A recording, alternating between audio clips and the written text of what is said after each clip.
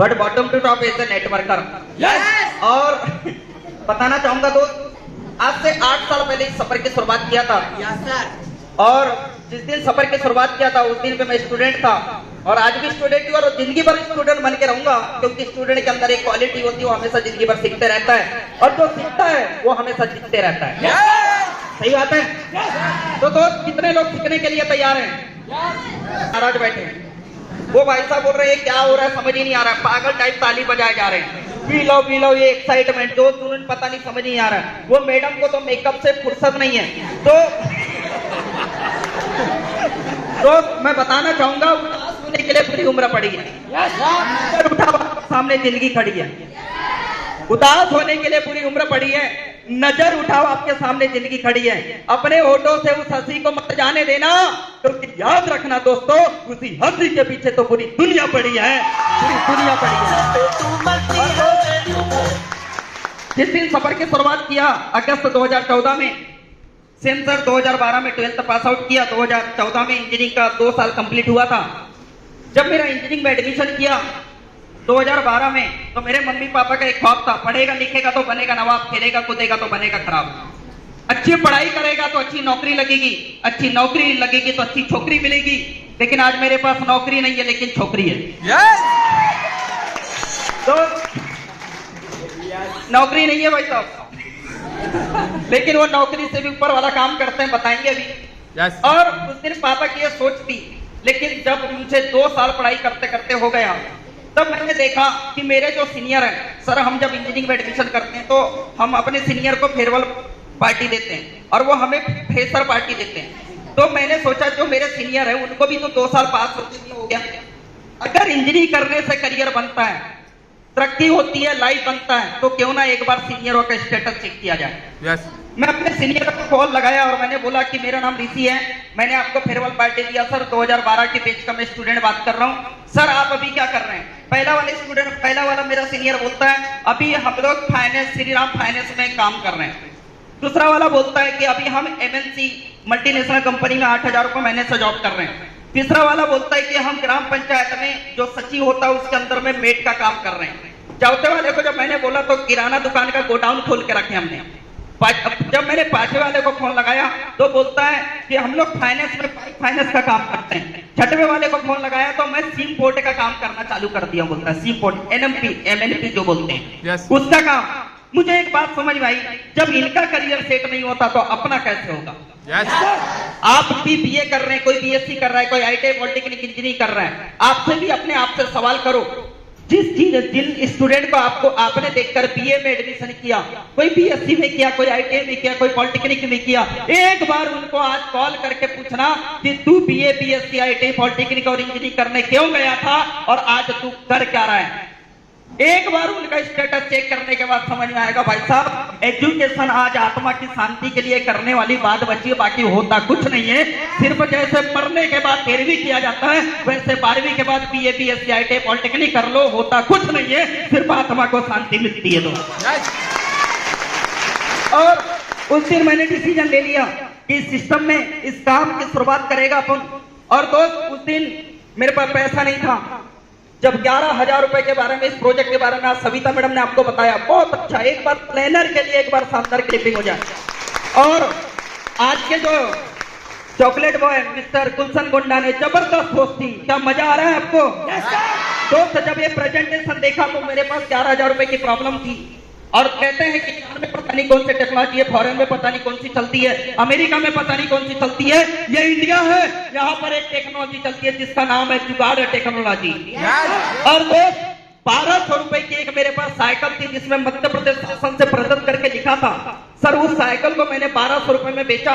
2,300 का एक मेरे पास फोन था जिसमें 16 मेगापिक्सल का camera, WhatsApp, Facebook, YouTube, Gmail, Instagram, social media कुछ भी नहीं चलता था, बटन वाला था।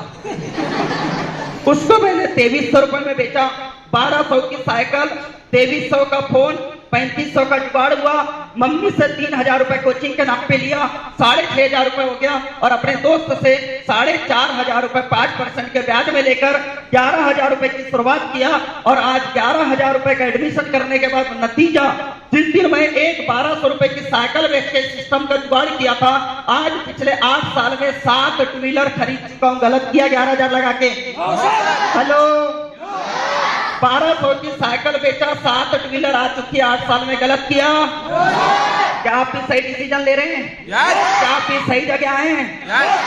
तो 2,300 रुपए का कीपैड का फोन बेचा, जुगाड़ किया मैंने, 2,300 रुपए का कीपैड का फोन बेचा, आज ये 44,500 रुपए का OnePlus का फोन चलाता हूँ। गलत किया? तो ये जुगाड़ था। जिस दिन मेरे पापा को ब्रेन पैरालिसिस हुआ, उस दिन मैं एक गांव के एक व्यक्ति को मैंने कार के लिए फोन लगाया कि मैंने बोला कि यार मुझे कार चाहिए, पापा का ट्रीटमेंट करवाना है।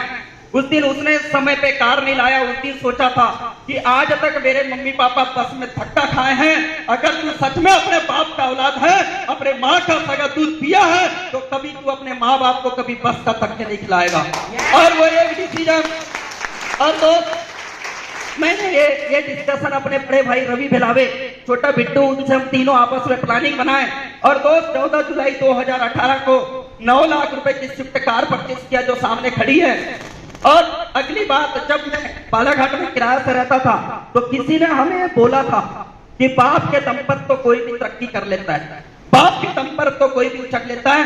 जिस दिन बेटा जहाँ किराया से रहते हो, कभी बापू को फोन लगाते हो 2,500-3 हजार रुपए किराया भेजो, जिस दिन तुम कमाने लग जाओगे ना, उस दिन से कभी फोन नहीं लगाओगे और बोलोगे कि 2,500 कमाने के लिए भी कितनी मेहनत लगती है। और दोस्त, उस दिन से मैंने सोचा कि उसी जगह में जहाँ किराया से रहता हूँ वहां पर एक मकान बनाया जाए। और दोस्त, पिछले 2020 में जहाँ लॉकडाउन चल रहा था, उसी टाइम में अपना उसी बालाघाट में 11 साल लगातार किराए से रहने के बाद 38 लाख रुपए का मकान बना चुका हूँ। 38 लाख रुपए। तो और मैंने आज भी मेरे मम्मी पापा प्रधानमंत्री सेवा योजना का इंतजार कर रहे हैं कि 1.5 लाख रुपए मिलेगा, मकान बनेगा। बताना चाहूंगा सर, ये सिस्टम है, ये डायरेक्ट सेलिंग है, जहाँ प्रधानमंत्री 1.5 लाख रुपए मकान बनाने देता है, इधर से तो इधर खत्म हो जाता है। अरे दोस्त, 1.5 लाख रुपए का तो अपने घर का बाथरूम है मेरे भाई, बाथरूम। समझाना चाहता हूं मैं। तो दूसरी चीज, जिस दिन वो सिस्टम, जिस दिन मैं सोचता था यार एरोप्लेन में कभी सफर होता है, कभी आसमान में लोग उड़ते हैं, कभी टीवी में जब देखता था तो मैं बोलता था यार ये भी तो 2 पैर वाले हैं, जब ये जा सकते हैं तो हम क्यों नहीं जा सकते। तो मैं चाचा से, पापा से, उनसे बात करता था, अपने सीनियर से बात करता था कि ये टीवी में जब ये प्लेन में उड़ते हैं तो हम लोग क्यों नहीं उड़ सकते, बताइए इसके लिए क्या करना पड़ेगा। और जबरदस्त टूर निकाला डेस्टिनी ट्रैकर ने, और उस टूर से हम लोग इंजीनियर देवकुंदन सर के साथ अभी नवंबर में हम थाईलैंड पटाया घूमकर आए हुए हैं दोस्तों। और प्लेन का सफर भी हुआ। लेकिन मैं आपको बताना चाहता हूं, कहते हैं छोटी सोच और पैर की मोच इंसान को कभी आगे बढ़ने नहीं देती। गरीब तो मैं भी था, 11,000 रुपए मेरे पास भी नहीं थे, लेकिन ये सपने इतने बड़े थे, इसलिए जुगाड़ किया था मेरे भाई, इसलिए जुगाड़ किया था। तो अगली चीज, जब मैं लोगों को प्लान दिखाने जाता था तो लोग बोलते थे देख लखपति आ गया, देख लखपति आ गया, देख लखपति आ गया। भगवान ने उनकी सुन लिया। और दोस्त, रवि, ऋषि, बिट्टू, 3 भाई ने 8 साल के अंदर 98 लाख रुपए कमा चुके हैं।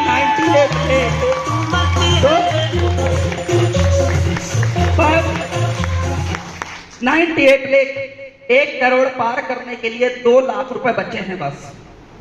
और 25 अप्रैल को मेरा बर्थडे है।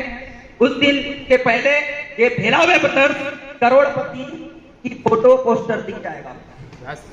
लेकिन बताना, ये भी हुआ। अब मुझे पता है आप बहुत अच्छे से सुन रहे हो, इसलिए आपको समझ ही नहीं आ रहा है। क्योंकि दोस्त, जब 2,000, 5,000, 6,000 रुपए कमाने वाले को देखे आज तक, 10,000 कमाने वाले को देखे, लेकिन कभी लाख रुपए की कोई बात करे इसलिए नहीं देखा आपने आज तक। ये पहला प्रोग्राम है आपके जिंदगी का जहां पर ऐसे ऐसे लोग आके बता रहे थे 2 लाख कमाया, 1 लाख कमाया, 3 लाख लगाया। तो दोस्त, ये समझ देखने के बाद इंसान के, आप तो सोच रहे हैं, आप तो सोचने में मजबूर हो गए कि ये भी ऐसा होता है क्या। अरे दोस्त, आप सोचो मत, हमने तो शुरुआत करके प्रूफ भी किया कि बिल्कुल होता है।